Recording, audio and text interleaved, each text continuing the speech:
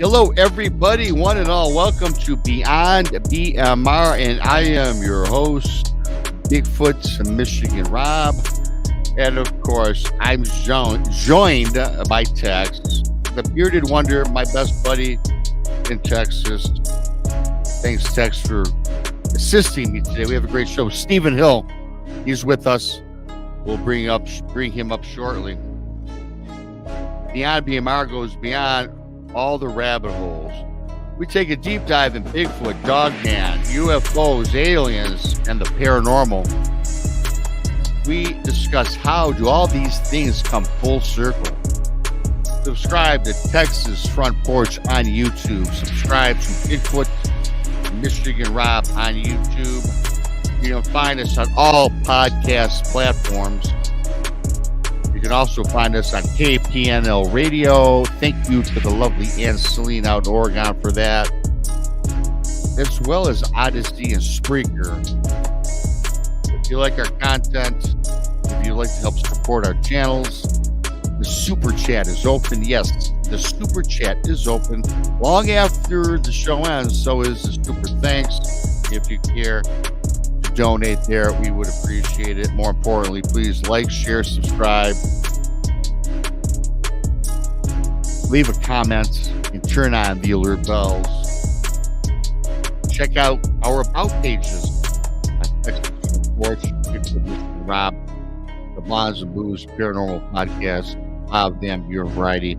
Keeps you updated with all our activities that we do have going on throughout the week. I've got to adjust this new bandana. My God, it's bothering me already. Mondays is Texas Front Porch at 7:30 in the East. Tuesdays is Van Buren Variety, 8 o'clock in the East. Beyond BMR, 9 o'clock in the East. Jason McLean does something called Mysterious Library on Untold Radio AM, 10 in the East. We're right back with Jason McLean on Wednesdays.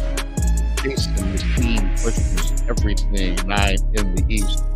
Thursdays, 1 in the East. Bigfoot Michigan Rob brings you Brunch with Bigfoot Michigan Rob with me and Christoph from the Blondes and Booze Paranormal Podcast. Later on that night, you can get the Blondes and the Booze Paranormal Podcast, 9 o'clock on Thursday. If you need a little woo with the booze, catch them on Friday nights at 9 in the East. Also, Blondes, Booze, and the Woo. Saturday, something new and out for a couple, 3 episodes. I highly recommend Infamous Minds with Tex and Danielle Diva. Saturdays, 3 p.m. Central. It's true crime. It's about what lurks in the minds of serial killers. Also on Saturdays, Jessica Jones, Space Hour Radio, 10 in the East. And yes, Danielle Diva, right after Jessica on Space Hour Radio, 11 in the East with the After Hours show. You can find all of our events and upcoming activities from Port PMR. And I'm going to actually bring up Tex. And hello, Tex. Thank you once again for that. Thanks for joining. Fantastic evening. I'm having a time, I'm having a hard time adjusting this text, and it's starting to bug me. And we're not even 3 minutes in the show. I got to deal with it. There we go. Now it looks fine. A staple gun would take care of that. Yeah, a staple gun would take care of that. I think you're right about that. I don't need to go back to the hospital. Lord knows I deal with that with my mother. And I had knee surgery a year and a half ago, and I'm done with the hospitals. Now, I did mention Tex earlier about our shows. We're on Mondays through Saturday, and everything in between. All of our great channels. Tex, Rob, Jason, Van Buren, the Booze. You've got some things coming up. You're going to some conferences. You're doing some engagements with speaking. I don't have that written out to announce yet, so I'd like you to please let everybody know where they can find you along our United States here with all the conferences you're attending. Well, we've got me, Randy, probably Jason, Krista, and Brandy. We're all going to be in Alabama at the Alabama Bigfoot Conference in June 9th and 10th. and I'm speaking, and then we're going to also have maybe there's vendors also, and then we've got in July we're going to Melbourne Manor in Iowa, and I don't know if you're going to make that one. I see. I don't. We haven't talked. I don't know. Yeah. No, we don't. We have not talked about any of these events. I was just invited by Anita to attend Alabama. She called me today and asked if I wanted to go, and I thought that. Well, I didn't think anything, but I said, "Yeah, let me check my calendar." And I knew there was a reason I wasn't going to Alabama this year because it's my goddaughter's sweet 16th birthday. Oh, So I won't be attending Alabama, but there's a whole plethora, whatever the word is, going there's a whole on. bunch. There's a whole The whole bunch. bunch. I don't know which ones I'm going to commit to yet, Tex. I'm going to probably just pick one because I can't really do like 5 of them. Next year, I like to make a big bang and go to all of them. This year, with certain things happening, of course, but I want to make at least one. And I do want to do just a regular barbecue with you down there in Texas. Maybe you and me and Randy and Bob Well, will run around and gallivant Texas. and then of course we got the thing in July up in Iowa, and then we've got September, early September. We got the Dogman conference down here in Fort Worth, Texas, which I'm gonna be on the counter for that one. And I got to tell you what, I'm disappointed. I want to go to that one, but Tex, you know me, that's year 28 for my fantasy football draft. It's every Labor Day weekend, and it's not just a bunch of guys picking dudes to play, fantasy football. It's a great get together of friends, and we've lost 2 people in 28 years that we always pay homage to and respect their loss. And it's kind of like Christmas Eve for me. I can't attend that, and that's what I was looking forward to, amongst all these other great conferences. Don't get me wrong. So I can't make that one. So there's 2 right off the shot I'm not going to. So I got to pick one. Well, then the end of September, we've got Urban XCon here in Fort Worth, Texas, that I'm speaking at, and that's being hosted by Zach over at Rooted Expeditions. Y'all need to go over and show him some love. Zach is one of the best guys you'll ever meet in your life, and go over and give him hell about moving crawling sticks out in Brown Springs. He found a crawling stick going across the road in Brown Springs, and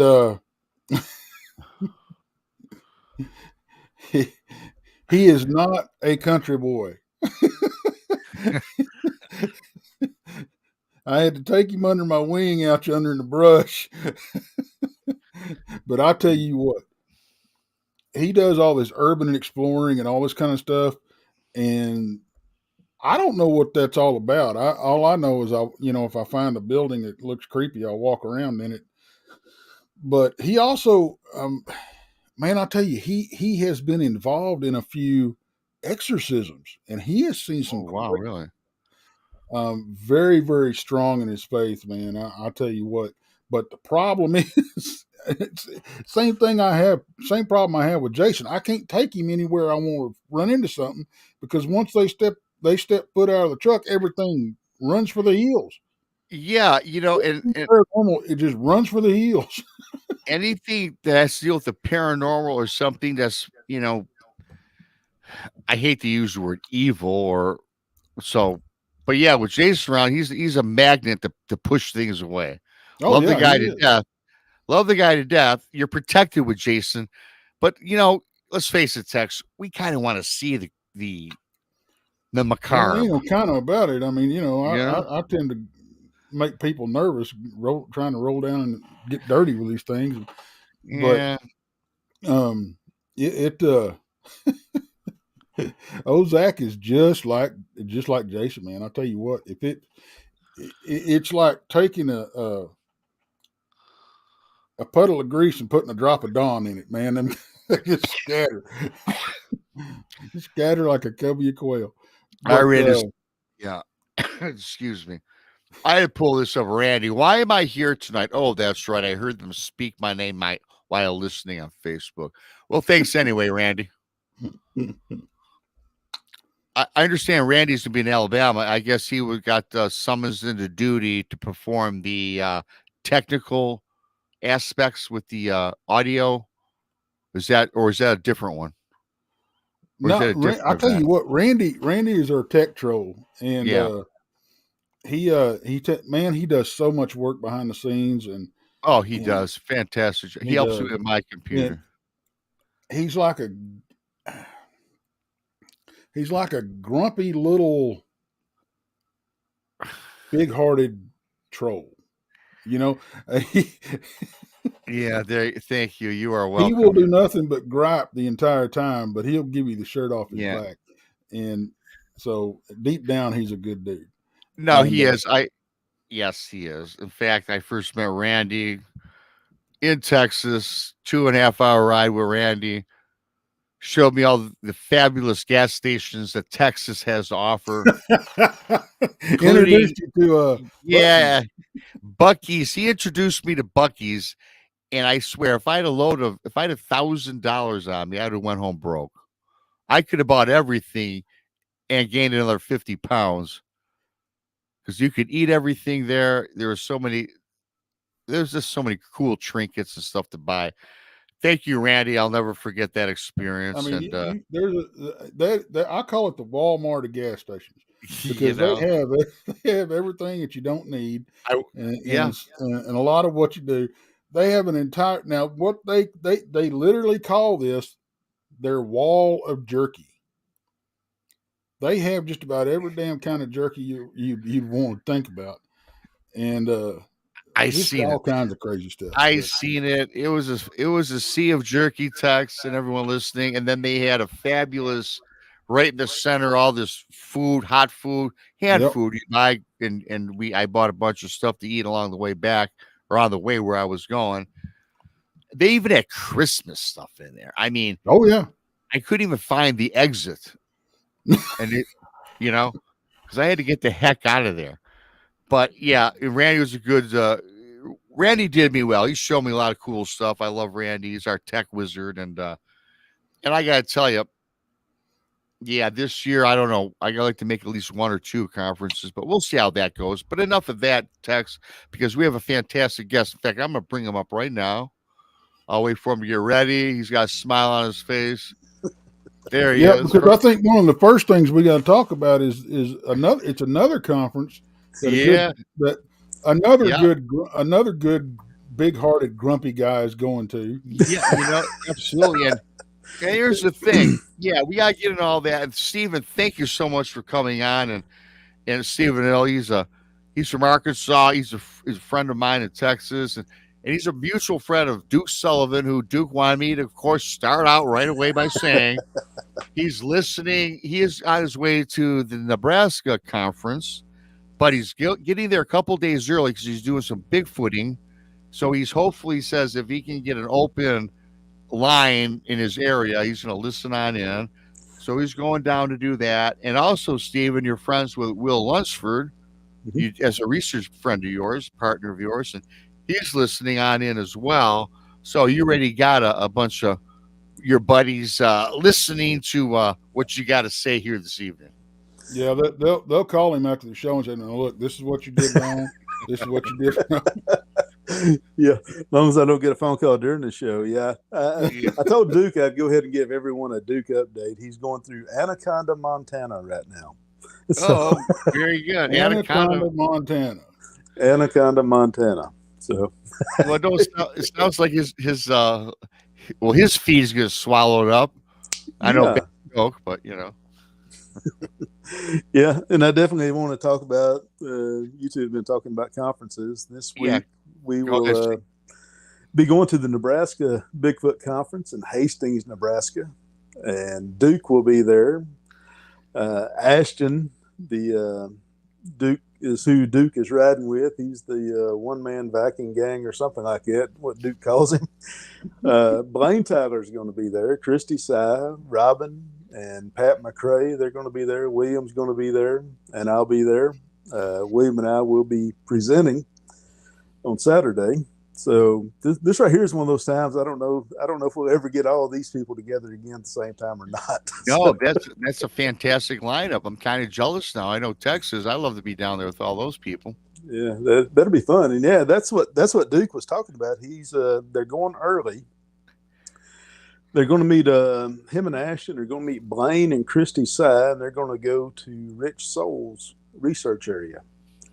And if anyone's ever listened to some interviews that Rich has done, he's done a lot of really good work, especially on the eye shine and along that vein.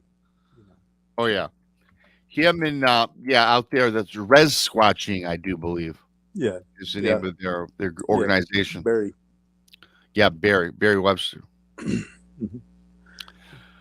Yeah, in Nebraska, it's funny too. Really quickly, last year, Duke was down there and found some evidence, got some prints, and I'm not familiar with Nebraska. I went through Nebraska about 30, not that long ago. God, I don't think I could drive back then. Just kidding. It's cornfields, right? It's cornfield. Where I went was cornfields. Nebraska University is in the middle, literally, of a cornfield. And I called out Duke a little bit. I said, Duke, come on, you trying to tell me that there's Bigfoot in Nebraska? Rob, you just don't understand. There's, they're way out there. There's, wood lines, and they came in all right. They're in the places where you would not believe. I said, I believe you, but it's hard to comprehend that. Mm-hmm. Yeah, it is. I know they grow some big deer in Nebraska, so I guess there'd be plenty to eat between the corn and the deer. I hope he's listening. Yeah, but so big shout out to Duke out there driving. Hopefully he's listening. Hopefully he has fun. And Steven, man, I appreciate you coming on. What I love about you is we talk to, and I don't want to classify you as anything, or research or investigator or nothing, because when we were talking, you're like, man, Rob, I do this. I just love the Bigfoot. I love being out there and exploring, and I don't care if I prove it or if I don't prove it. I just enjoy it. And if you care to expound on that and tell a little bit of our guests about what you're all about, that'd be awesome. Yeah, for me, I was reluctant to ever get into it to begin with. My first encounter took place in 2009, which was a road crossing. So, I mean, that's the ideal sighting for anybody's first one. And so I argued with myself for a couple of years, whether or not it was a bear or whether it was a Bigfoot. And I just knew things just didn't add up for it to be a bear. So, I mean, it moved too smooth and way too fast. Didn't have a muzzle on it like a bear has, the little muzzle that they have. So, but yeah, it's actually before that, I guess the other thing I'll talk about is 2 years prior to that, I was in a different area working, and I'd gotten to the job really early, and we had part of the equipment on one job site and part of it on another job site, and I had to go work on something there one morning, and I had that taken care of, and I went to the new job site, and I kind of blocked the road. It was a narrow road going into the job, and I thought, well, I'll just go ahead and block it. And I think it's probably August or September. So I had a 451 ton Ford with the 7.3 diesel engine in it. You know what? I'm going to stop you right there. Why is it that when now, I'm not going to throw this all on Oklahoma boys. I'm going to throw us Texas boys in there too. Thank you, Be Kind. That was really sweet. Thank you. Why is it that when we're talking about we're telling somebody a story? Now I was driving this Ford 450 one ton, and he had a 7.9543 liter diesel turbocharged monstrosity home board freaking engine in it. Power stroke. And power stroke with 411 rear end and two granny gears. And this comes into play with this Bigfoot story I'm fixing to tell you. It does. Because I'll tell you what, that damn Bigfoot was pulling 18 gears if he was pulling nothing. Yeah. Guarantee you. Yeah. Yeah. So what I did that morning, man, I tell all that. My wife, she gets on to me. She's like, why do you give so many details? she gives me a hard time. But with that right there, man, I left since it was August, September, whatever it was. I mean, it was warm in the morning time, even before daylight. And I'd probably lay down in that seat, to go to sleep, probably around 4 o'clock. And I left it idling, left the air conditioner on low, because whenever my coworkers I've got one coworker I've worked with for over 30 years, and anytime he's ever caught me sleeping in the truck, it's pretty common for him. He'll open the door and scream, or he'll jump on the bumper of the truck and shake it and wake me up, just because he's having fun.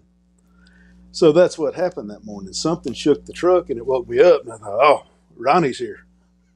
So I get out of the truck and I'm going to go back there and say good morning to him. And I go to looking around and, man, there's nobody there.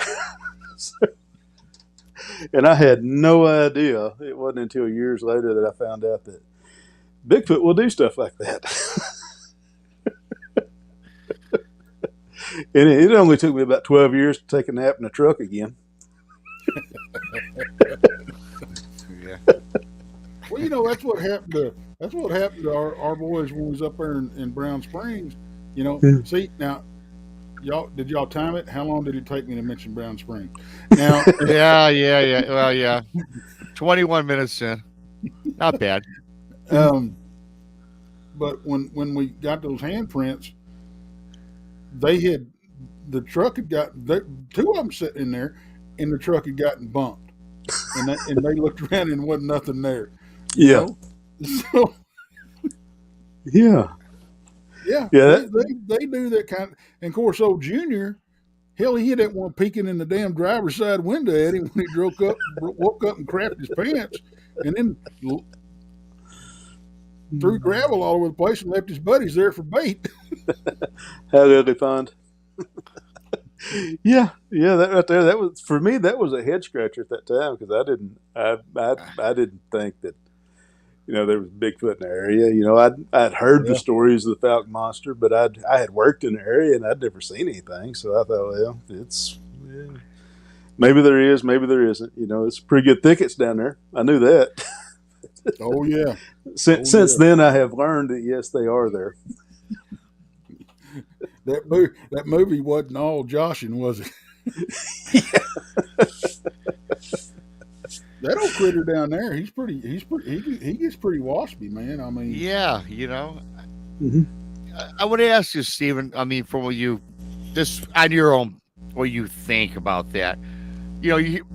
Most of the stories we hear about Bigfoot, they're pretty laid back. They want nothing to do with us, and they go about their business. Now, I did see the movie.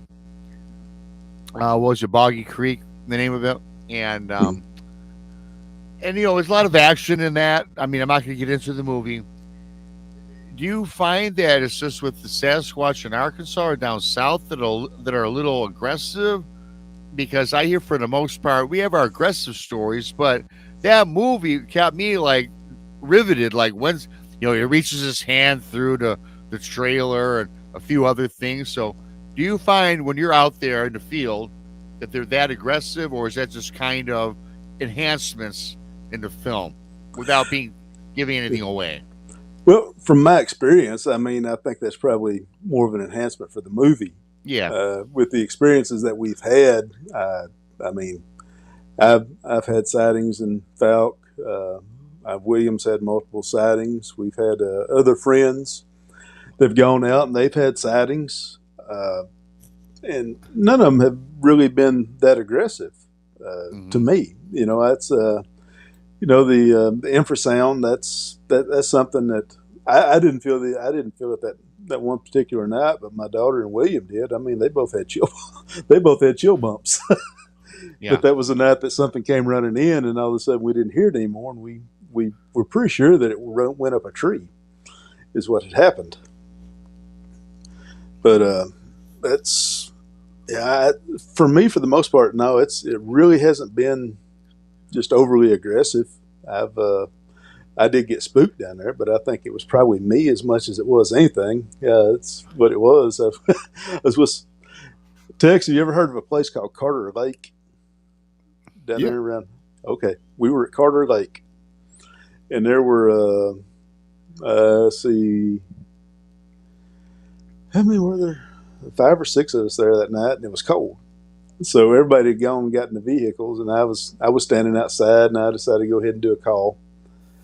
And I got coyotes cranked up, and there was one coyote that was separated from the rest of them by probably 100 yards or so. And I was standing out there, and I'm listening to the coyotes going off, and I was thinking, probably should move a little closer to the vehicle.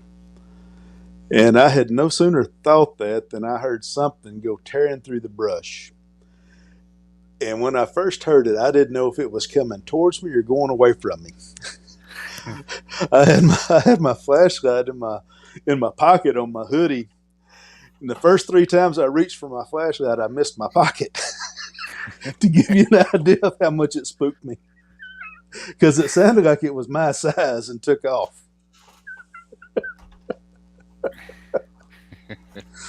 So, what I ain't figured out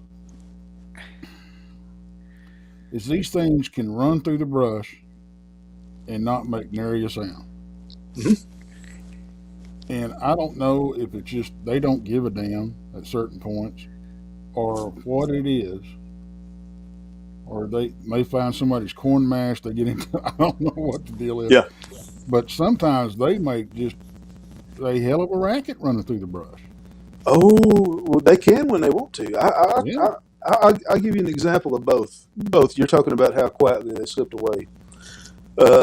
Dustin Clark, he's from SBA.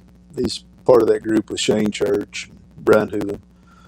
The night he had his sighting, we were, I don't remember how many, there were 4 or 5 of us, 4 to 6 of us again on that night that Dustin had his sighting. And the one that he saw, it really wasn't that far away from the road. Dustin had walked away from the rest of us, probably 50, 60 yards down the road from us. And that's when he had his sighting. He had stepped away and he saw that one. And me and Shane and most of the rest of us, we all went down there to where he was at. We walked out there in the woods looking.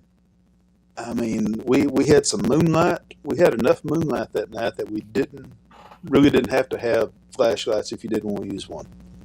Right. In Texas, I don't know where that one went. I don't know how it got away without us hearing it, because it was dry. The leaves were crunchy. That one disappeared. I was looking up in the trees. I still don't know how that one slipped away so quietly. It was just amazing. There's no way I could have. And I think that's probably what they do is they take to the trees when they want to be really quiet. They'll take to the trees.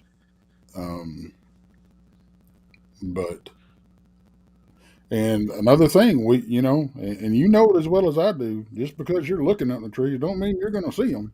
Yeah, absolutely right.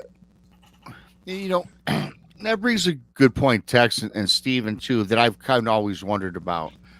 And I guess I'd have to be in the environment, in the forest, depending on what trees that we're talking about, because you often hear about, and again, my brother thought he had a Bigfoot encounter. He didn't have it where he thought the Bigfoot took his deer, went up a tree, and swung out of there or whatever. My question to you, Steven, is you and Tex, I'm sure you'll have an answer or opinion. I'm trying to fathom something that, let's just say it's 9 foot tall. Let's say it's 1,200 pounds. And to get up into a tree, and we know they're fast, we know they can move, we know they're agile, I get all that. And if they were to allegedly, right, swing from a tree to escape an area without going through a portal, we're not going to start the show with the woo or anything like that, of course, just a natural being. There's not too many branches 30, 40 feet up a tree, though, that can support a Bigfoot of that size, is there? Right. That I've seen. Surprised. I see the point you're making. If you have young trees, no, they wouldn't be able to. But if it's in like an older mature hardwood and stuff like that, yeah, those limbs would definitely support one. I'll tell you, and I had my doubts about all this stuff too, about them hiding in trees and what could support them and everything, till I saw videos of these big old silverbacks being in these trees. And you're talking about something that weighs 400 to 600 pounds. Yeah. And they're in these trees that ain't 4 inches around. Mm-hmm. And I'm like, how do they pull this stuff off? And I believe wholeheartedly that these damn Bigfoot critters are a hell of a lot more intelligent than these gorillas. Oh, there's no doubt in my mind. When it comes to being out in the brush, we're like kindergartners to them. Mm-hmm. So that kind of removed my doubt, and it also said, oh well, hell, maybe my big ass can still climb a tree and not have to worry about falling out. But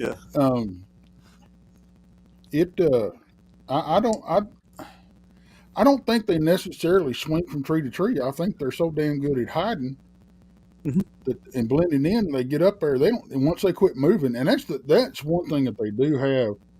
They can be just, steady as a rock and not move for hours. Yeah. It's William and I. We've joked about it before. We've said they could win a staring contest with a picture of your grandma. Yeah, that ain't no lie. Yeah, they could. Absolutely. I mean, I'll guarantee you that maybe not a staunch researcher, but maybe you're just starting up in the field, or if you're just hiking in the woods. Oh, I'm sure that many people, including a lot of hunters that don't follow or are into the phenomenon of Bigfoot, I'm sure that they've walked right past an 8-9 footer, right sitting there at a tree, and they blend in.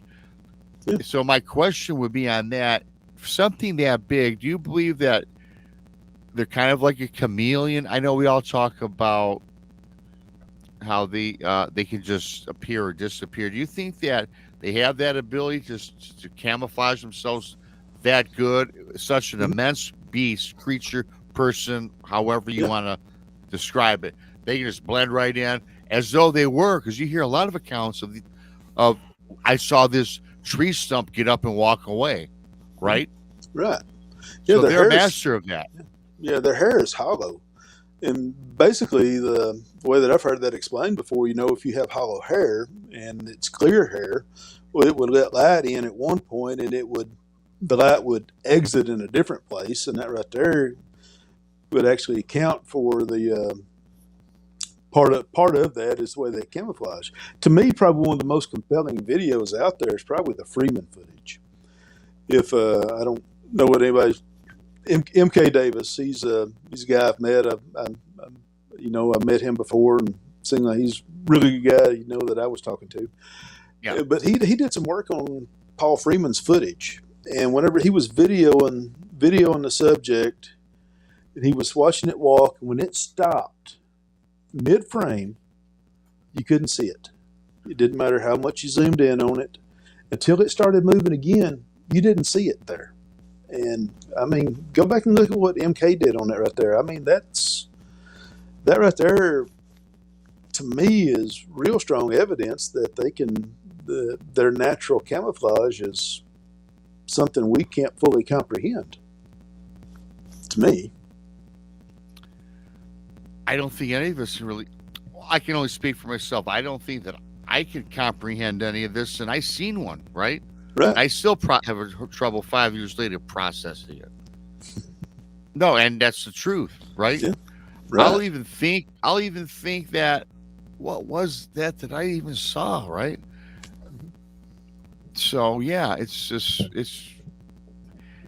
all about the processing, right? Our minds are not made up to process these things that fast, because we were all taught that these things don't exist. Right. And whenever you had the sighting like you had, that's an information overload. That causes your brain to want to shut down because you've seen something that doesn't exist, and you're trying to put it in whatever box that you think it might fit in at the moment. And at that time, it fit no box in my head. My brain literally exploded. Yeah, that's and that's how that is. You know, that's with the second sighting that I had. That's what it was for me. I mean, when I saw it, I'm comfortable saying it was at least 8 feet tall, and it had shoulders that were probably 4.5 feet wide. Yeah. And there was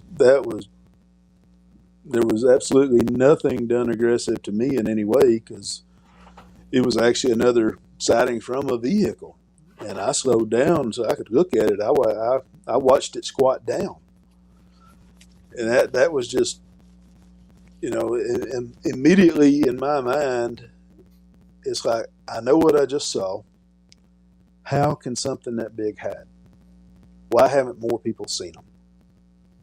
And that just blew me away, to actually see a big one.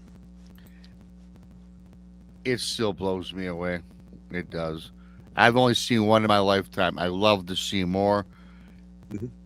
It's traumatic, whether you see one across the road, see one how I saw it, or see how you've seen it, or with Tex, with his encounters that he's seen. Mm-hmm. It's just something that you can't fathom. Right. It's hard to wrap your mind around it. It took me quite a while to process that. You know, it's like I say, from the time I had my first sighting to had my second one, that was 8 years. So, and in between the time of the first sighting and the second sighting, you know, it'd been so long since I'd seen one, I would actually go back and forth as to whether or not they could really be real or not. Even though I had heard things and I'd had encounters, you know, the loudest footsteps I've ever heard in my life were right behind my house. You know, one night, it sounded like a 1,500-pound cow walking around on 2 feet. It was unbelievably loud, and I have no idea why I did it, but I grunted. And when I did that, I never heard another sound. So. Well, I don't think neither one of us, Steve, have been accused of being real smart. No, no. I'm the only one that says that about me. I tell my wife and kids I'm a misunderstood genius a lot. There you go. Well, you know, Tex, that's so funny, Tex and Steven, because my family believes what I saw, and they know I do a show. They know I'm into it. I'm out there trying to, you know, look around, and they know what trauma I went through, right? And they knew that they know that I ran a business and I didn't go to work for 6 months. They know the whole story. We had a family intervention. Rob's going crazy. And they're, even to this day, do you want to see one of those again? And you know what I tell them? Absolutely I do. Because I even tell them this, you guys, I'm not even convinced it was even a Bigfoot because of how my event turned out. Duke always tells me, Rob, I wish you didn't have a crappy encounter. How it looked like a Bigfoot kind of in the beginning, then it looked like something from a comic book in the end. That still, he says, wasn't really all that natural. So I myself even have to wonder what it was that I saw, you know. So do I want to see one that just kind of looks at me and kind of says, you know, get lost and disappears? Yeah, that's what I want to experience, right? Yeah. Yeah, those right there are the good kind. Honestly, I mean, for me, that's what it is. I mean, see one, it's if you can look at each other for a few seconds, that's, to me, that's a good day. You know, that's a great day. And Tex coined the phrase for me, which I never even thought about. I'm one of the few people who's seen a Bigfoot, saw it 90 feet away, and it vocalized, yelled, screamed in broad daylight, 12 o'clock, and disappeared. And I don't know how many people can say that. And I'm certainly not one to brag about it, because it's not a bragging rights, let me tell you. But what it did for me is give me confirmation that there are things out in the woods, right, that we don't know about. Right. And it's just not means Bigfoot or cryptids. There's many things. That's why on this show we like to tie all this stuff together, because Tex talks a lot about, do we really think or that we're seeing Bigfoot out there? What else? What if it's something mimicking something? What if it's something nefarious to draw us in, because we know we're into the subject matter? Oh, yeah, and that's the thing. Yeah, I understand exactly what you're saying right there. You know, it's just like with the game camera troubles. I don't, you know, if people watch the shows and they've listened to William tell Duke, you know, of all the trouble we've had with our game cameras. We've got game cameras that no longer work. Probably one of the strangest things to me was I'd set a game camera out. I don't know if it was last year or when it was. Set it out. I was going to put it out and leave it out during the summertime because there's one particular spot where they will occasionally cross. And I had brand new batteries, my best camera, brand new batteries, brand new SD card. I set it out and left it out there for 3 months. I didn't even have a picture of a rabbit on it. I had absolutely nothing. 0 pictures. 0. No coyotes, no deer, no rabbits, no crows, nothing.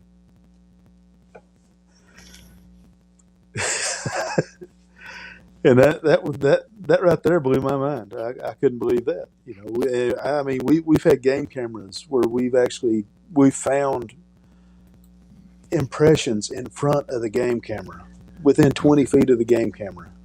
Yeah. And the camera never went off. Wow. Yeah. It's to me that's just odd.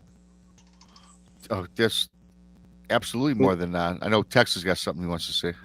Yeah, I was just saying about the game cameras and stuff. It's we deal so of course the one thing that happens more than I think anything are the batteries. You know, we were out and we ran across a couple of bow hunters that were walking through our camp, or walked up to the camp and asked permission to come in. Which, guys, if you're ever out there and you come across a camp, holler, "Hey, camp," before you come in, because it's a good way to get shot. But they said they were going to check their game cameras for, because they're bow hunting cameras, because they were having to replace them every week because their damn batteries kept going low. And we was like, really? So it's not just us Bigfooters having this stuff happen. It's happening to obviously everybody that's in these areas. But like where I research, it's you got so damn much paranormal stuff going on that you can't. It's so hard to separate the two. We can't really tell what's going on. And we tried moving down out of the paranormal bubble that we thought we were in, and we still got some stuff going on. Not as much, but we still have stuff going on. And I've never had anything zapped to the point to where it didn't work. And I say zapped. I don't know how else to put it. Okay, zapped is a good. I just don't know how else to put it. Zapped works. Yeah, but I mean, we've had night vision go on the fritz as soon as we got 100 so yards from the truck up in the area we were going. Given that was a graveyard, but we've had lights quit working and then come back and be reversed in the settings, and I mean just all kinds of mess. And I'm not even going to go on the whole thing with the film for the time loss incident. That was just nuts. But yes, I'm not saying these critters don't have these abilities. And I know I just said all that, and I can sit here and go, but I haven't seen any evidence of it. Well, and Tex, and I concur with a lot of things Tex says, and and Stephen, earlier I posed a question earlier about the weight of these things swinging from trees, and of course you made a great point. Big, mature trees, certainly they could hold these things. And you said a couple things, and Tex brought up a couple things, and you brought up about the trail cameras. A lot of these things resonate with me with certain things, and I don't often speak about these things. This is my little Brown Springs talk, because whenever someone says something, and I have to refer back to the story that I've told many times about my brother who knows about my Bigfoot encounter, and he had a deer lined up in his sights. He shot it, he hit it. It kind of wobbled down, got up. You heard this yourself? Took off. He took off, right, running, followed the trail of blood. Then it stopped at this big tree. Now, this is in Michigan. Our trees in Michigan can't support the weight of a Sasquatch. So that was kind of why I asked that question earlier. And he's looking around. There's no hunters around. There's nothing around. Thank you, Texas Front Porch. And and there's this blood trail. It goes right up this tree. And Steve and my brother's like, there's no hunters around. There's no tracks. There's no four-wheelers. Nothing dragging off my deer. But at the bottom, the base of the tree, the imprint of the deer fell there. You could see it. He's been doing it for over 20 years. Knew that's where the deer led. Trail up the tree of blood. But he looks, and now it's gone. And he asked me, was that a Bigfoot? Did it grab it, take up the tree, and swing out? I'm like, dude, I don't know. I'm thinking maybe, but the branches of this tree can't support the weight. So back to the original start of the show, when I asked you that, that's where I'm kind of messed up. And what was it? Yeah. Well, I mean, on that right there, I don't know the size of the tree, but I mean, it definitely couldn't hold a 1,200-pound animal. Yeah, if it could have jumped from the tree to somewhere else, and covered about 15 to 20 feet on one jump, that would have been hard to have picked up more blood or anything like that. I didn't even think about the jumping 15, 20 feet out either. We all forget about the strength and abilities that these Bigfoot have. Yeah. From what I've been told, I've talked to people, who've seen them do the spider crawl, and basically they do that on their fingertips and their toe tips. And what I've been told, I know one person who told me that she witnessed this in her yard, of all things. He said it was just the craziest thing she'd ever seen. Hey, you got something that big and that heavy that can move around on fingertips and toe tips? That's insane to me. I know I can't. One of the most frustrating things I had happen to me was when I hadn't been in the game too long, and I was camping by myself, and I won't say where, but I was camping by myself, and I heard at the time what I thought was a couple of pigs coming into camp. And at that point, I didn't have a gun with me and everything. And I'm like, man, I don't feel like messing with no damn pigs coming in my camp. I don't want to hide in the back of my truck and hit them with a stick, whatever. And so I just packed up my left. Here it is, 11:30 at night, and I'm driving back from Oklahoma all the way to Texas. And I get on the phone with Kerry Arnold. And he goes, well, how's it going out there? And I told him what was going on. And I said, it was really weird. I said, I've been around pigs all my life, wild and tame. Hell, I raised pigs for a long time. And let me see if I can throw the old description in here. It didn't have an engine, but it was I was showing pigs, and I won the Swine Production Award, and so there we go. So, but anyway, I got experience with pigs. Is what I'm trying to say. Right. And I have never been around a pig that is rooting around and is quiet. They can't move without grunting. No, you're going to hear them. But all I heard was footsteps. And I told Carrie, I said, the weirdest damn thing, these pigs were quiet. I've never heard them be quiet. And I said, have you ever had it? He goes, Tex, those weren't pigs, man. And here I am. I'm halfway home at this point. And I was so dadgum mad, I almost turned around and went back.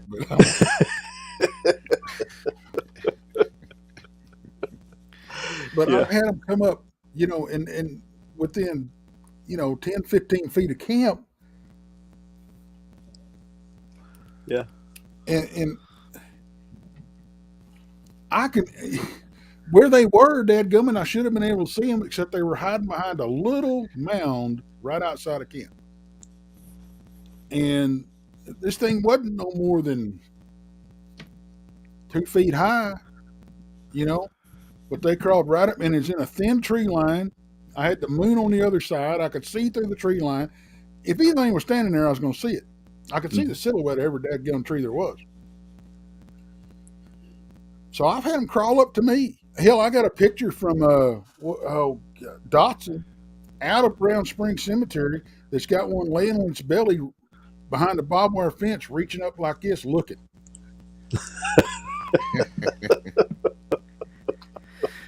So they love to crawl, man, and I've never seen them spider crawl like everybody talks about. Yeah, I've never seen that either. I've seen them move on all fours. Yeah, a few times. But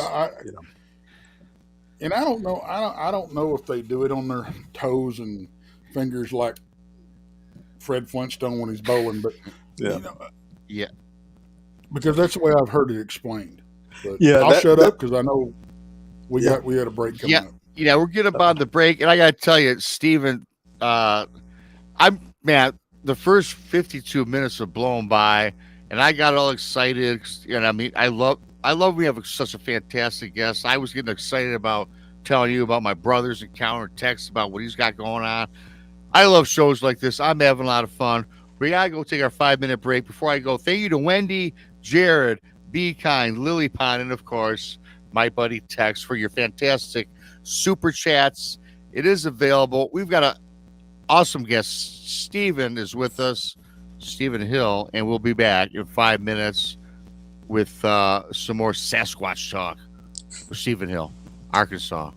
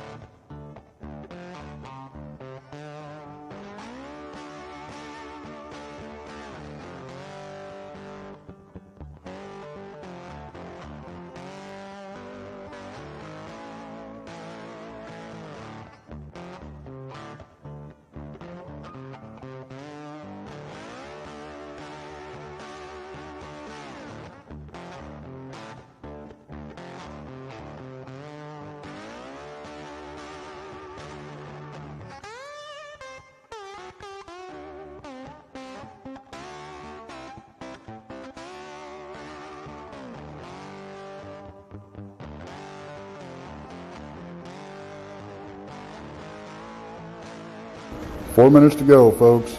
4 minutes.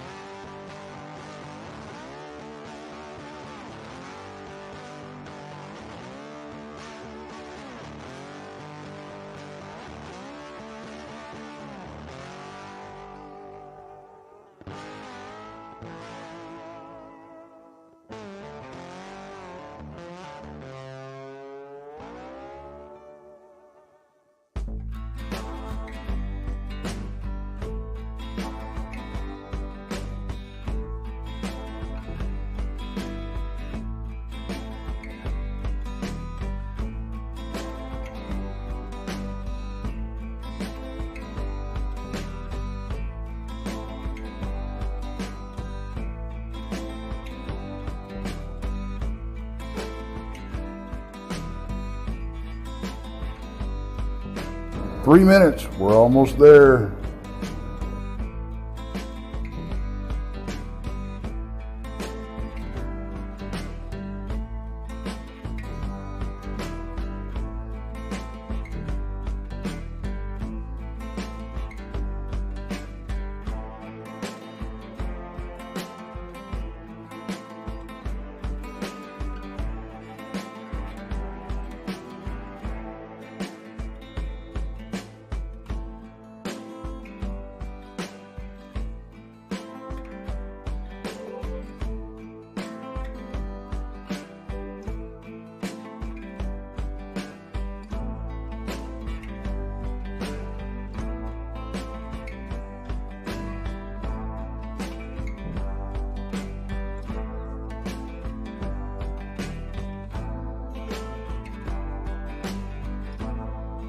2-minute warning, guys. 2-minute warning.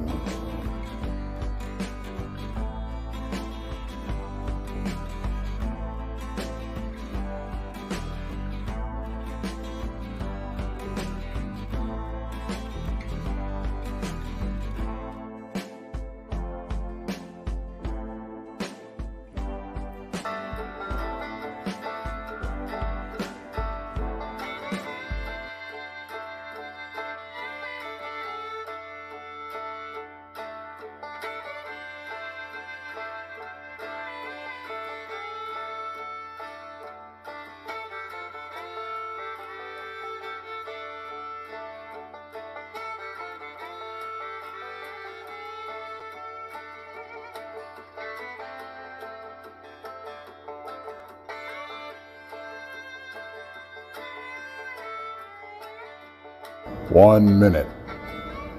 1 minute.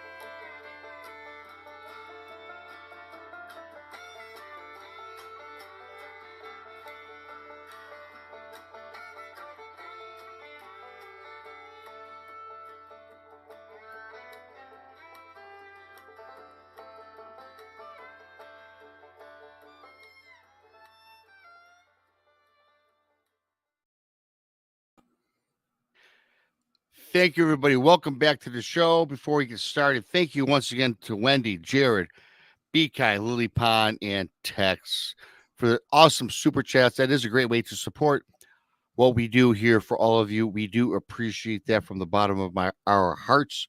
We say this again. Jason says it all the time. We have the best people in chat. We have the best listeners that listen later, that are listening now, that do not participate. You are certainly appreciated as well. Please like, please share, subscribe. Texas Front Porch, Bigfoot, Michigan Rob, streamed on most every day. Bob Van Buren Variety. Excuse me. Go check him out. Subscribe to him.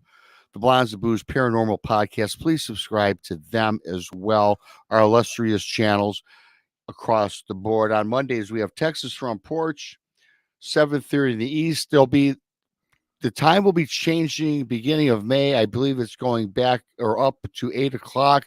If that's incorrect, text, please let me know. Tuesdays, Van Buren Variety, 8 in the East. Beyond BMR, 9 in the East. Jason McLean does something called Mysterious Library on Untold AM Radio. You can find Jason over there at 10 in the East. Wednesdays, well, Jason McLean questions everything, 9 in the East. Fantastic show. Thursdays, brunch with Bigfoot, Michigan Rob, 1 p.m. in the East. That night at 9, the Blondes, the Booze, the Paranormal Podcast, 9 in the East. Fridays, you want some woo mixed in with the booze? You got the Blondes, the Booze, Paranormal Podcast, Friday, 9 in the East. Our great friend, well, first of all, Saturdays, Tex, Danielle Diva, Infamous Minds, it's true crime, serial killers. He's dropped 3 shows. Fantastic. If you want to change the pace from cryptids and the paranormal, check out the minds of these psychos because it's fascinating. They do a fantastic job. I highly recommend it. And again, that's 3 Eastern Standard Time on Saturdays. Saturday night, Jessica Jones, Space Hour Radio, 10 in the East. Danielle Diva follows Jessica at 11 in the East on Space Hour Radio. Speaking of Space Hour Radio, the annual Dave Scott second annual Spaced Out Radio fan party takes place in Las Vegas, Nevada at the Golden Nugget Hotel. For details, go to the Brunch with Bigfoot, Michigan Rob Facebook page for details. And Tex has a Facebook page, and it's simply called Texas Front Porch. His channel, his Facebook page is growing. Please check him out. It's very appreciative if you do. Once again, the super chats, the super thanks are open. Thanks to each and every single one of you.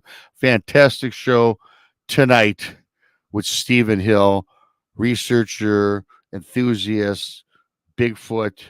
We're bringing him back up. And there he is, Stephen Hill.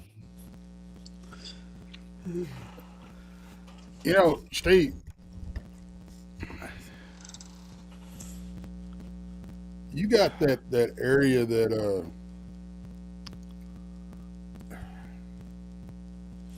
it's a pretty it's not a very how can I put that, user friendly area that you Yeah. down there on the sulfur and all that kind of mess. That y'all tend to contend with a little bit of everything: the old growth forest, the swamp, everything all in one. I mean, y'all got it all right there. We do. How do when y'all go through and you're doing all this research? How do y'all plan for all that different terrain that y'all got to make it through? Because I mean, to me, God, you'd have to wear chest waders half the time. Yeah. A lot of times it's we there are times we go for long walks off out into the woods, and we've found some interesting stuff. In the Falk area, it's probably one of the really interesting things that I found was a tree. The butt end of that tree is probably like 12 feet in the air, and it's the tree's 40 feet long, and it's going through the other trees. And I've always kind of wondered if that was some kind of territorial marker or whatever. That was down around Thornton's Wells. It's actually east of Thornton's Wells, northeast of it. And man, we never even found where that tree came out of the ground. We looked for it. We don't know where it came from. To give you an idea of just the size, it's probably I don't know. It's not just a real big tree, but I mean the length of it alone would make it heavy and hard to handle. Well, hell, you're probably looking at. I mean, you take a 6-8 inch tree. Yeah, that is something that like long. that. You're talking about something that's probably 600 pounds. Very, very well could be. Especially with what was left of the root ball on it. Right. It's and awkward as hell to carry too. Yeah, no easy way to carry it. I guarantee you, me and William couldn't have put it up there. But that right there, that just kind of makes me wonder, things like that. Whenever you see something like that, it's in that particular area around Thornton's Wells. That's where the Bigfoot is that we call one knock. if he answers at all, it'll usually be one knock. But there's some others, that we've actually had them return calls to us. But I think that right there was actually the one that my daughter saw. It just have you ever been there to Thornton's Wells, Tex? Not that I know of. Okay, it's the old oil tanks are still there. Is why they call it that.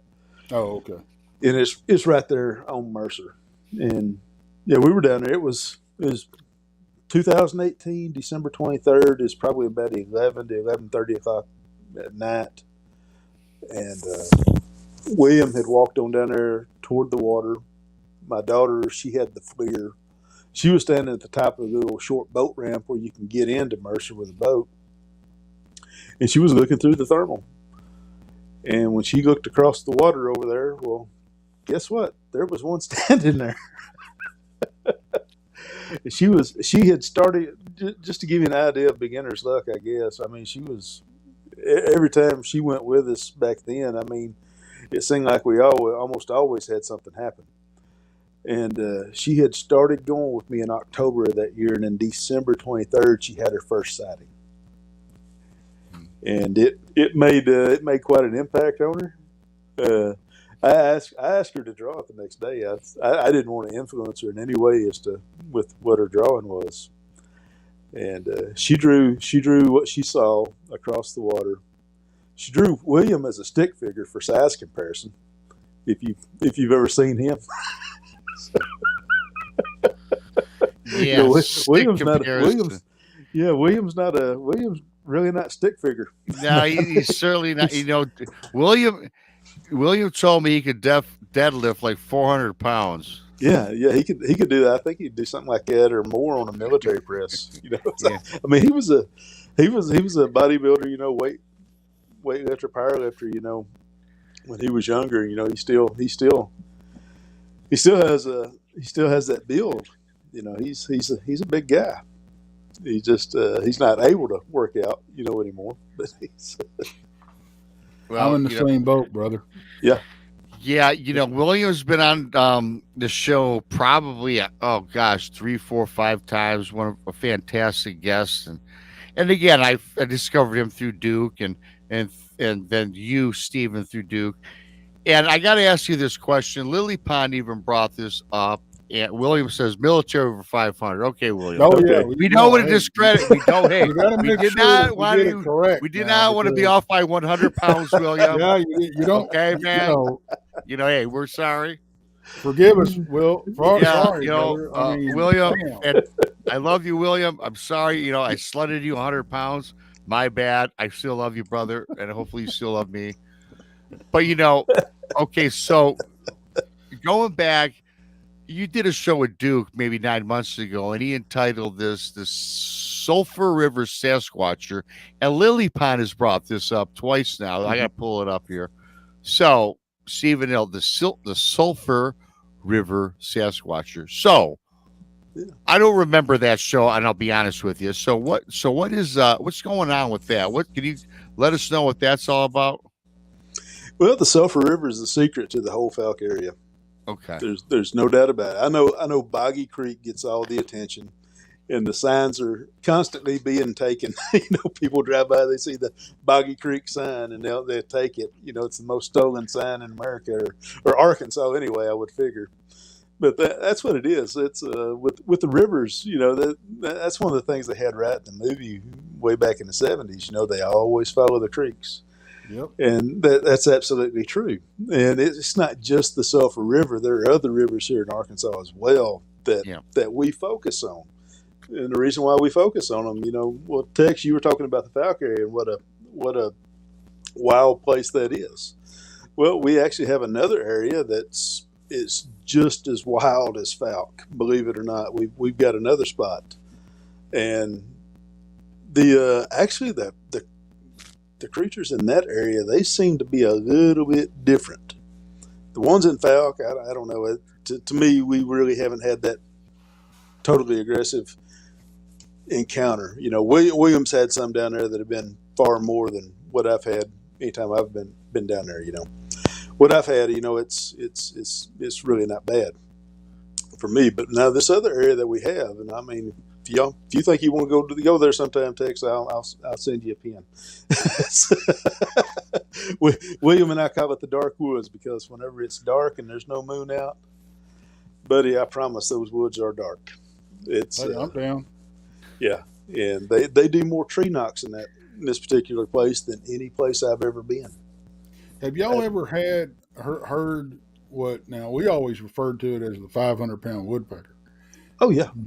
Yeah, I mean it's real rapid, and it's like da da da da, but it sounds like somebody's got a cedar post against a hollow tree. Bah, bah, bah, bah, bah. Yeah, the hollow tree, exactly. Yes, absolutely. What we figured out, what we think we figured out, was because if you'll go listen to a damn silverback popping his chest, mm-hmm. that is you turn up the volume on that, and that's what it sounds like. Yeah.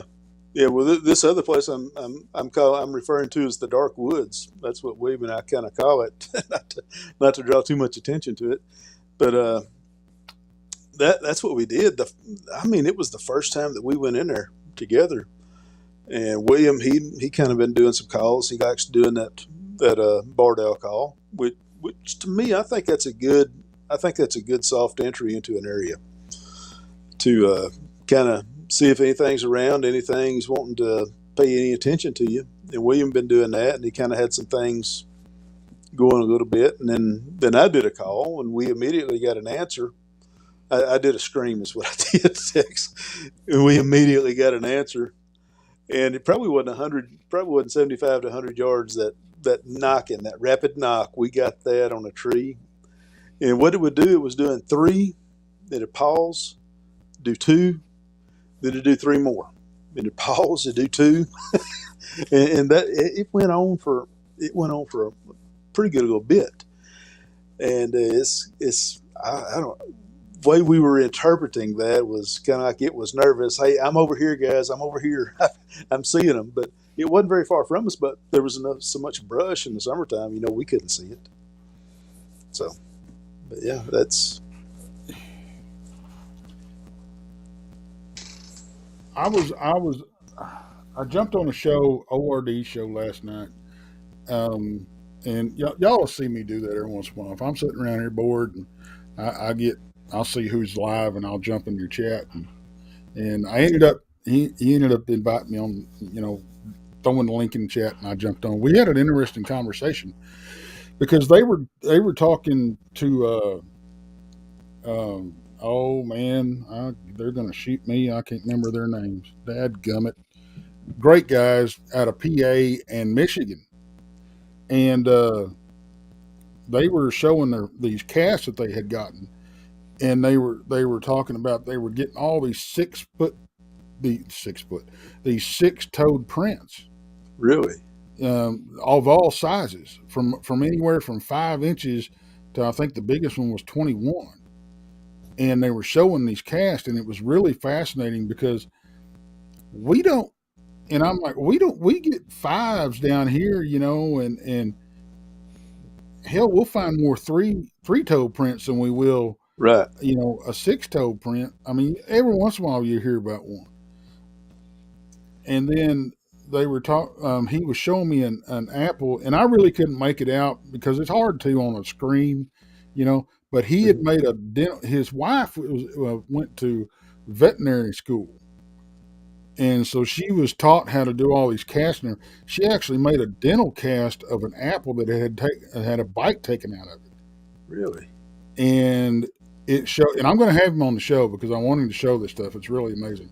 Yeah. But, and like I said, I couldn't really make it out because it's hard to on the screen. Okay. But he was saying that these things, the ones up there evidently have a double row of teeth and 6 toes. Really?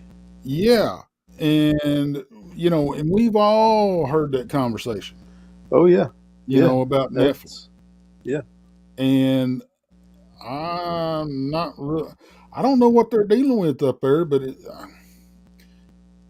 and then I showed them some prints that that had come off the Red River from our group and some other folks. And I said, see, we're looking at finding, he goes, no, look, he goes, he was trying to show me on the prints that we were getting that 6 toe is almost attached to the little toe, and it barely leaves a mark in the side of the print.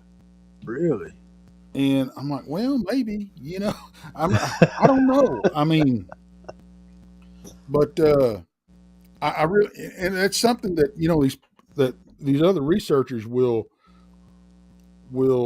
present to you, and you just don't know where to put it. Right. Yeah. Well, I know Duke talks about the mountain giants up there in Montana, mm-hmm. And to me, I definitely don't think all the giants are gone. That's no. Yeah. So have y'all got to? Have y'all ran into many 3-toe prints? Because I know that was one of the famous things up there was 3-toe. What did the Fouke Monster had 3-toe prints? Yeah, that's what some of the original ones were reported to be. Was 3-toed prints, but there were also 5-toed prints at that time as well.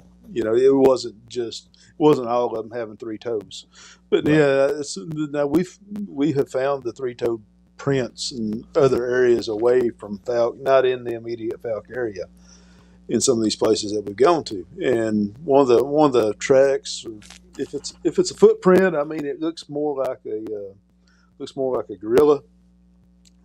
If that's a handprint, it's a really huge handprint because it's like 17 inches long. But that's an area that we call the dark woods. I mean, and that's what I'm telling you. Those down there, they'll do tree knocks for you during the daytime. It doesn't have to be at night. I mean, they're a little bit different down there. We were down there sitting on a bridge one night, which, I mean, your calls travel better across the water anyway. And if you have a Right. area like that, William was on one side of the truck and he'd been doing some calls, and I was on the other side of the truck just being quiet and recording. And William probably been over for about 30 minutes or longer on his side, doing the calls, and he come around on my side and he had a spotlight. When he shined the spotlight kind of through the trees, well, something takes off running out of the water on my side of the truck. Something was slipping up there to me. Oh, wow. And I've gone back over the recorder. You can't hear the water splashing, but it was on, whatever it was on 2 feet that took off running. It wasn't 4 feet. It was 2 feet that took off running out of the creek. But yeah, I had to been hearing tree knocks getting closer and closer to me, and I kind of quit hearing tree knocks. And whenever that thing took off out of the water, I kind of put it together then. Yeah, I had a visitor. So. I just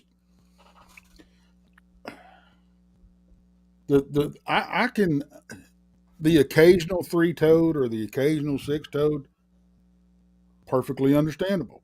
Mm-hmm. There's a limited population, and I know, and folks, I'm going to tell you right now, I'm not saying anything bad about your Forest Springs. I get it. Okay. I really, really do. I sympathize with you, and I'm not saying you're wrong. I'm just saying what we found. Okay. That's all I can do. But I don't know where to put, I mean, like I said, the 3-toe prints and the occasional 6-toe prints are easily explained. But when you're getting them, you've either got an entire clan. If you're getting them from 5 inches all the way to 6 or to 21 mm-hmm. in an area, because I can't, like I said, I can't say anything about the double teeth thing because it was really hard to tell. I was just impressed that they did it. Yes. But you've either got, to me, now this is my thinking, you've either got something that ain't Bigfoot running around, in my opinion, right, or you've got a clan that has a particular DNA oddity, that's being passed down. That's just my opinion. Because like I said, the 3-toes, a lot of the 3-toes to me look like it's an injury. Yeah, it very well could be. They could have other toes or it could piggybacking. be, just a birth defect. Yeah, or if you see one that's got a toe sticking out to the side like that, maybe they broke it. You were talking about, what if they're handprints and stuff? Those handprints that we got, and you talked about the footprints that you're seeing is more close to gorilla. That is the closest thing that we could find that matched the handprints that we got with the gorillas because of the placement of the thumb. Right. When you got a handprint that's smaller than your hand and you can't duplicate the spread, because if you when I put my hand up there, my thumb's here. Well, this thumb was way down here. Right. And I can't do that and do that spread. And my hand's quite a bit bigger than the one that was on there. So, so that's the thing, that we've questioned. It's we're the mindset. There could definitely be different species of them. They don't all have to be the same species as far as what we think. They're like us. No two of them appear to be the exact same. They all have their own look. Right. And that brings up a good point. I wonder if they ever had twins. I tell you what, the ones that the one that Reese and I saw, she had 2 little ones with her. Now I got to see her for just about 2 seconds. So I mean that's basically a glimpse of one, But she had 2 little ones with her. So we were kind of wondering if those might have been twins. She just could have had, one year and one the next year. And they're just real close in age, but we wondered, if those could have been twins. Right. There's a couple things that you guys are both talking about that I'd like to bring up right quick. There's kind of a two questions in this. Number one would be, Steve, you've talked a lot about wood knocks, and we all hear wood knocks. We've seen the shows, the wood knock, and it's always the human taking a stick or a bat and hitting some of it's ridiculous. Some of the Wolfsy guys makes ridiculous. We all get that. It's entertainment. I get a kick out of it. I'll watch them still to this day. Yeah. But so for the average person, though, when you hear wood knock, they would think that a Bigfoot is grabbing a tree stump and smacking another tree. But I've also heard that couldn't that perhaps just be the smattering of their mouths making that sound? Like with just to throw it out there. What do you think about that? Yeah, well, I can't do a very loud mouth pop, but now William can. William can make a loud one, and my son can. How they do it, I can't even get close to either one of them. They can do a really loud pop with their mouth. Also, the other thing, I had a researcher from Ohio show one time is that if your hand is tough enough, you can take your hand and you can kind of cup it like this right here, and you can slap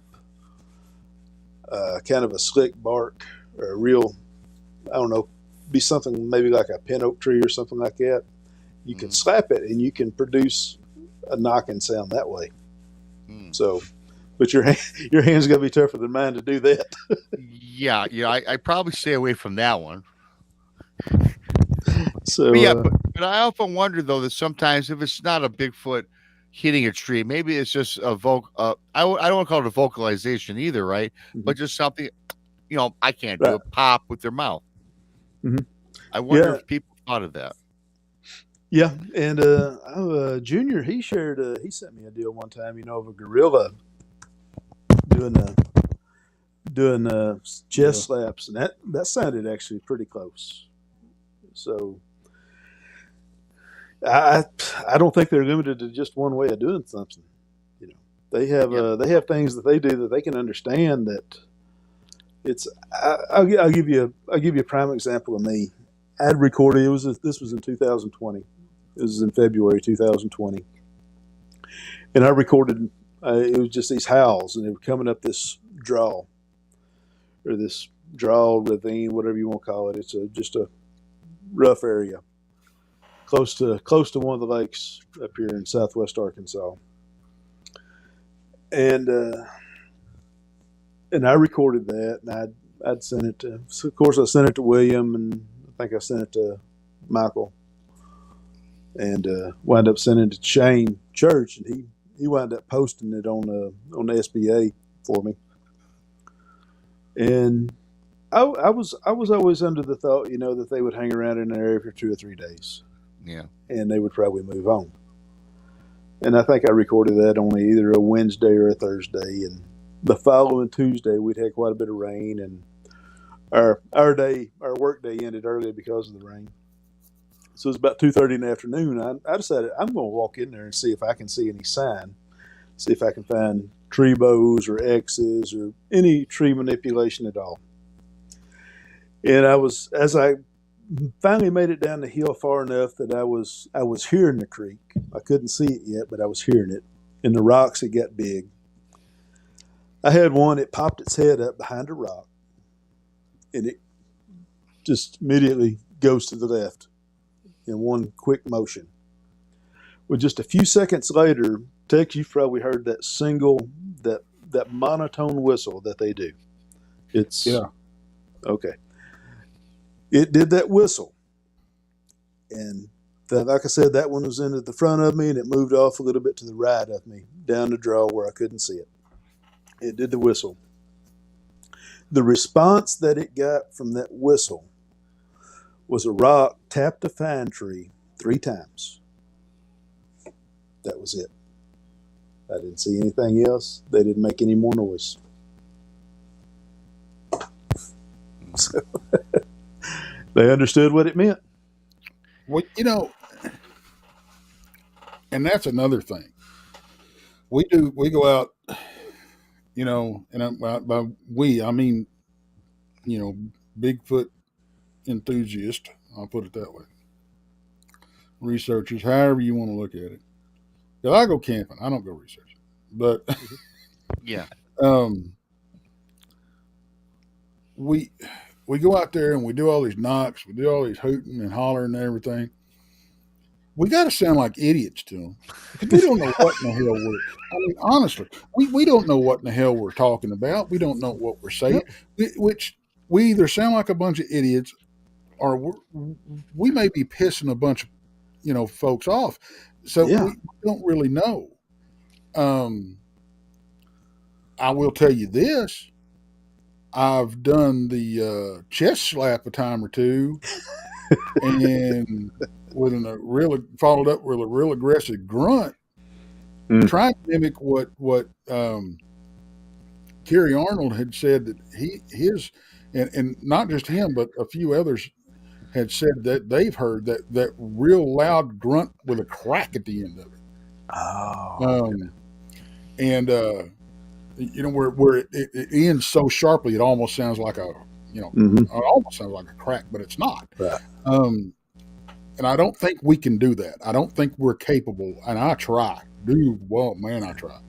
But I've only done that a couple of times, and things got real hinky real quick. I'll tell you that. Yeah.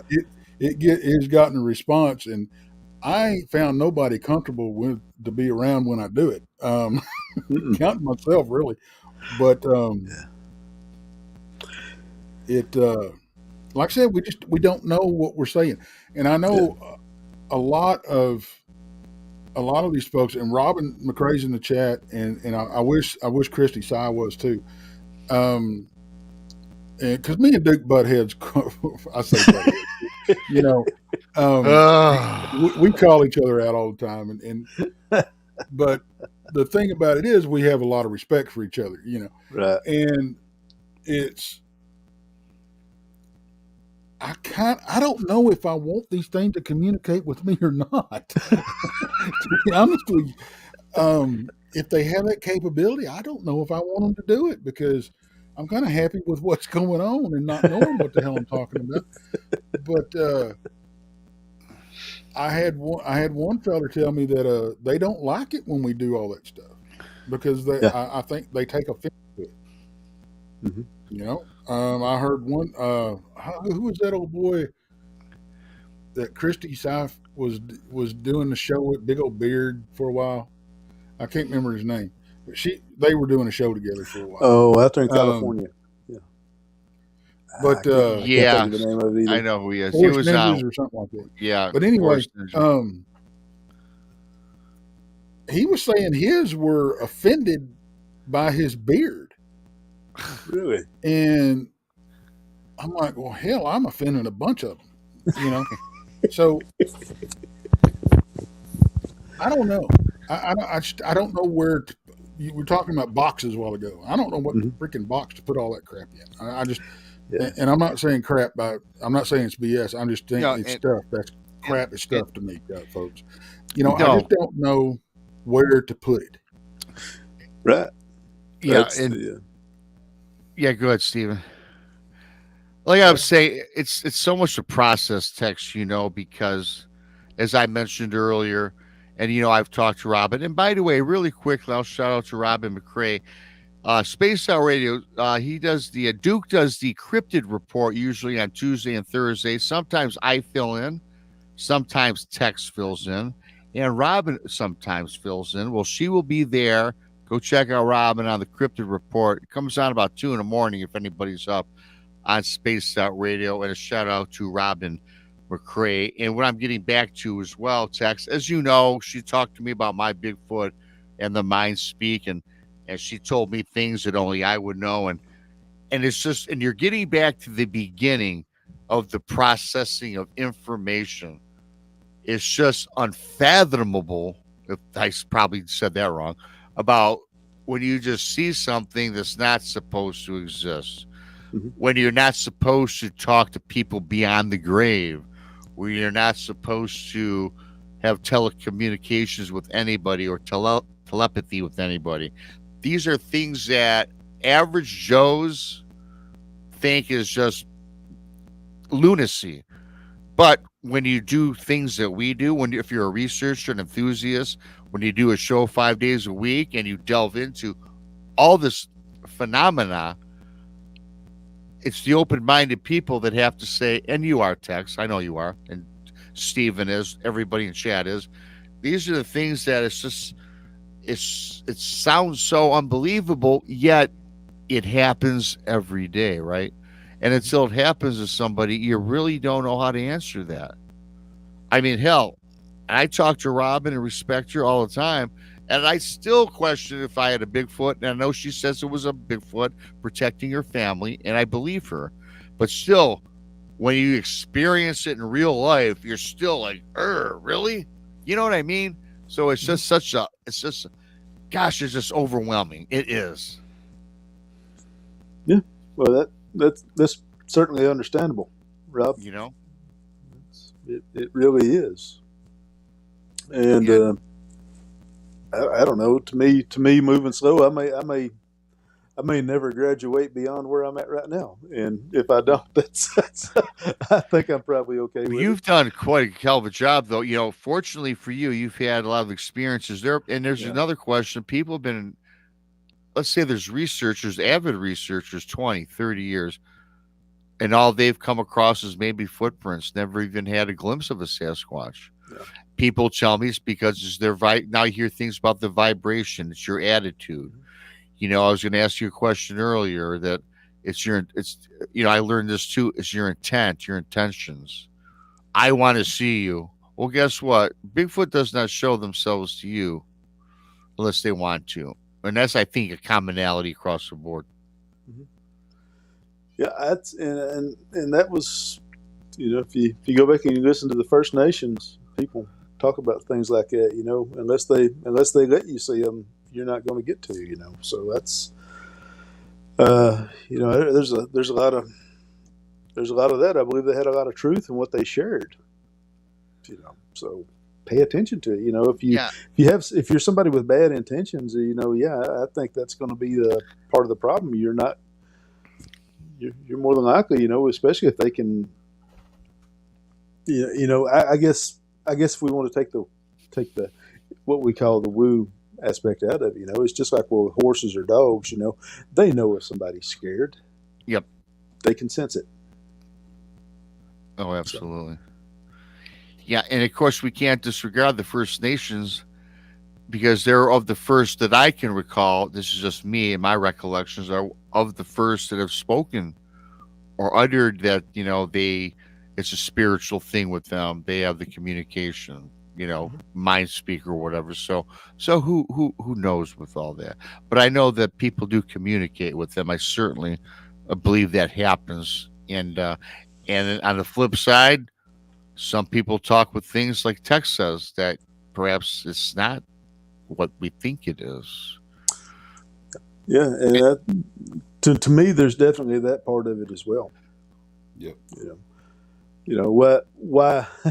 As Robin, I talked to Robin as well, and just like part of the times, she said, with maybe the Bigfoot or putting up that wall of fear, it's to keep you out of an area, to keep you away from some danger that's in that area. Oh, for sure. It's I know long before I made it to where I'm at now on this subject, it's being somebody who would hunt. There were times that I had, I used to love to squirrel hunt, and there would be times I know I experienced that before squirrel hunting.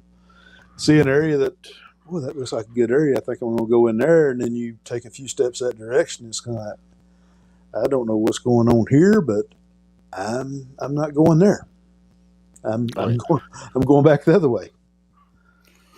Well, sure. I got to tell you, I've gotten to where, and I don't know where to put this either. If y'all noticed, I don't know where to put a lot of stuff.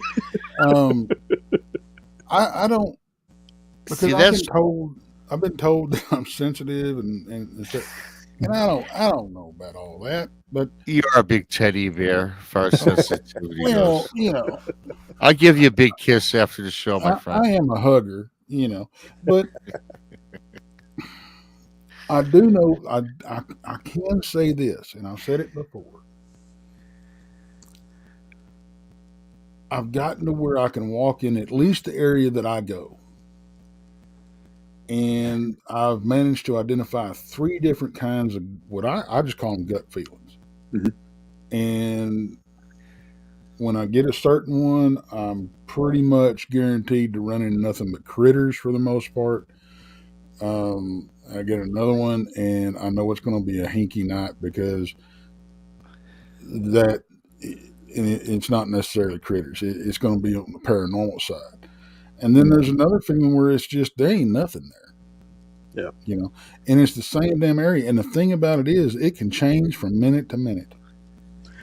You know, and it doesn't have to be dark. It doesn't have to be daylight. It doesn't have to be the moon in the right position. It just, I think things move in and out of the area, and if you're able to pick that up, I said hinky, not kinky. You guys, you know what? It is Tex talking. Come on. Well, Tex, I know exactly what you're talking about. I mean, I've experienced that at the area that we call Ground Zero. And there are times when you can be out there and it's no different from being in your living room. Yep. And then there's other times out there, your skin's crawling. Yeah.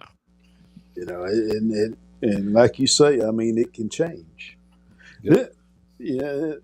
Probably one of the coolest experiences I think I've ever had at Ground Zero was I was going out and I was putting the treats out, you know, in front of the cameras, which I know William, he's gone over that and told everyone what we do with the fun size bars. And the fun size Snickers. We need a sponsorship. Yeah. I'm fun size. Yeah, and a lot of fun, but I'm fun size. Yeah, I hear you. Now he's changing that hinky on us, Rob. Yeah. But anyway, I needed to cough, so I exaggerated the cough and I kind of made it sound like a deer blowing. That's what I made that cough sound like. And when I did that, well, I immediately got an answer from the woods off to the right of me, and then directly to the south of me, I heard William's call. His barred owl call. Spot on. Exact. It was William's call.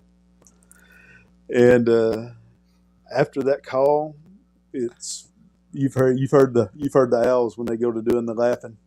Yeah. Yeah. But that was the next thing. And it all ended with the second loudest tree knock I've ever heard in my life, and that was it. No more. But that call was so good, I called William and said, "Hey, are you up here messing with me?" That's how spot on the call was. Oh, wow. I mean, really? Wow. Yes. Have y'all noticed them during high water situations? Have y'all noticed them going to high ground? Yeah, they have to do that. It's actually the last time we went out, we went to the dark woods. The last time I had an opportunity to actually get out in the field, it was at night, and there was so much water in there. We had to use different roads to go to the area that we wanted to go to. So, and that kind of had things messed up a little bit for us, you know. I know when the Red River gets up, what we've noticed is, especially this one time, man.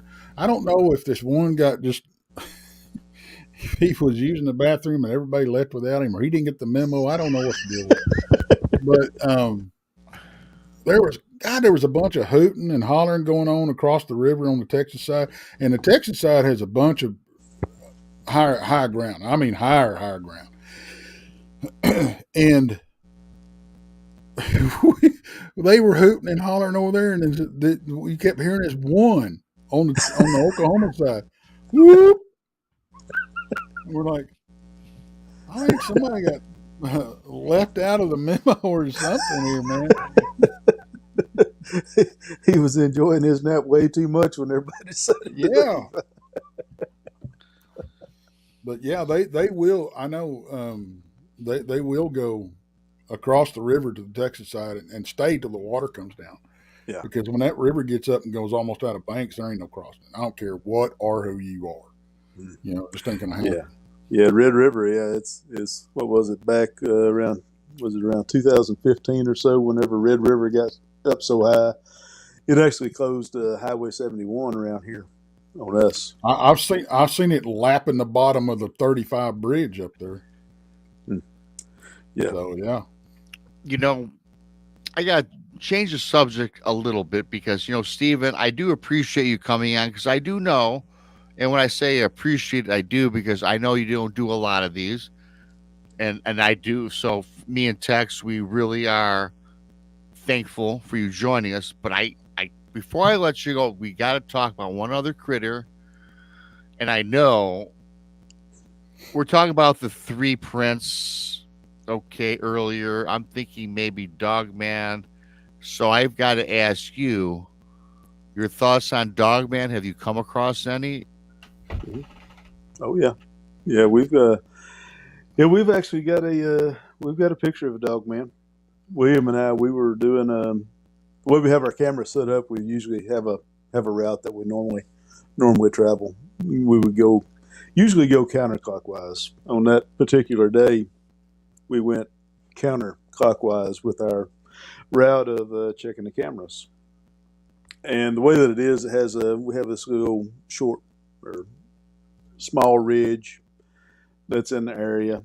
And we went to the candy store first, and we went down into the draw, and we checked those cameras there. And when we came back up on the ridge, we'd almost made it to the top. What I'd actually saw that day was a blackhead that dropped down below the broom sage grass. I know you've seen that before, know what I'm talking about. It dropped down there, and lo and behold, there was a Dogman standing out there in the field. Yeah, he's around 6 foot or so, real thin. It almost looked like the head's too big for the body. But yeah, we've got a few pictures of that. And I can also send you the Dogman Trackway, which is which was the second trackway that I actually found out there at the Ground Zero area. And this part of what the problem was when the first time I found that Dogman Trackway was I didn't want to make too much out of it because I didn't want William to quit. Because he kind of I think he was actually joking with me, or maybe he knew more than maybe he knew more than what he had let on about the Dogman. So we never did. That was one of the things that we didn't want to be true about our area, and lo and behold, it is. But I didn't. For some stupid reason, I didn't take any pictures or video of the first Dogman Trackway. And it's probably, the tracks were probably around 4.5 or more wide, and they were a little bit longer than they are wide. But the second time, I did at least have enough sense to take a picture of the trackway, and it goes single file. The first one wasn't exactly single file. There was a slight offset in it, 6 to 8 inch offset in the tracks on side as it was moving forward. But on the second one, they were straight in line, tightrope. And what I believe the difference is it was walking on that first trackway I found, and it was running on the second one. That's the way that I explain it to myself anyway. Well, I don't know about the whole walking tracks being single file or any of that. I just know what the one looked like walking that I saw was 25 feet in front of him. So I ain't never found no Dogman tracks or no trackway, but I'm kind of okay with that. Really, I wouldn't mind seeing another one, but yeah, I don't know. The jury's out on that one still. Yeah, Well, I know Tex wants to see another Dogman. Tex is one of those guys. We had to talk him down. Well, I personally was in favor of Tex going out by himself. You know, the group of us, you know, I told Tex on the side, it's okay if you don't tell us when you go out. Because, and I'm sure he probably has. He hasn't said nothing as yet. But no, Tex is the type of guy. He went to a haunted house where a demon was, locked himself in a closet, egging this thing on. So if anything Tex has, if it's not stupidity, it's definitely bravery. Fine line. Fine line, absolutely. Tex is awesome. He'll go. I tell you what, of all the people I know, I go in the woods with Tex for sure and feel safe. Yeah. Regardless, no matter what we're looking for. Much with you and Duke and a few others that I happen to be, and Will. There's so many. Well, actually, you guys are a handful that I would trust in the woods. And Robin, of course. Well, I can't wait to meet Robin. She's supposed to be coming to Michigan, Robin. If you're still out there listening, you got to get a hold of me. You can find Robin tonight at 2 a.m. on Space Out Radio. If you're up doing the cryptid report, then she'll be meeting Duke in Nebraska. Stephen Hill, man, thank you so much for coming on the show. I appreciate you having me. It's a pleasure. I'm glad. I know you're a busy guy. And again, I know you don't do a lot of these. So Tex and I really are. We feel privileged, really, because I respect you. That. I respect you. I do. He does what he does. He won't get his damn head through the door. He does. The guy does 3 shows a year. He does 3 shows a year. He picks ours, right? Don't worry, my wife keeps me humble. Yeah, there you go. Steve, brother, I tell you what, man. I really do. I appreciate you coming on. We've got to get together. I don't know if we get anything worth doing done, but I don't know either. We sure have a good time doing it. I think so. I tell you what, it's with that other area that I'm telling you about, what we call the dark woods. That's one of those spots where I've invited.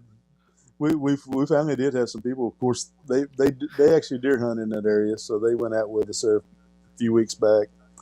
But I've invited people into that area before. so far, man, we hadn't had any takers. Damn, that sounds like a challenge. Yeah. Oh yeah. But I promise you, it's just as bad as the Falk area. I mean, if there's plenty of things down there to eat you or kill you. Well, that's right up Texas alley. I got family up in Texarkana. You ain't telling me nothing I don't know, bro. He's got some family he'd like to take with him. Up around that area. He's probably got some family he wants to take down there and forget about. Oh, sorry, they went. I don't know if that's true or not. I just off the cuff. Well, once again, thank you. Thanks to everybody in chat. Thank you to Wendy, Jared, Be Kind, Lily Pond, Tex, Derek, and Nella. I love you, Nella. I love you all. Tex loves you all. Thanks to everybody supporting us. Thanks to everybody in chat.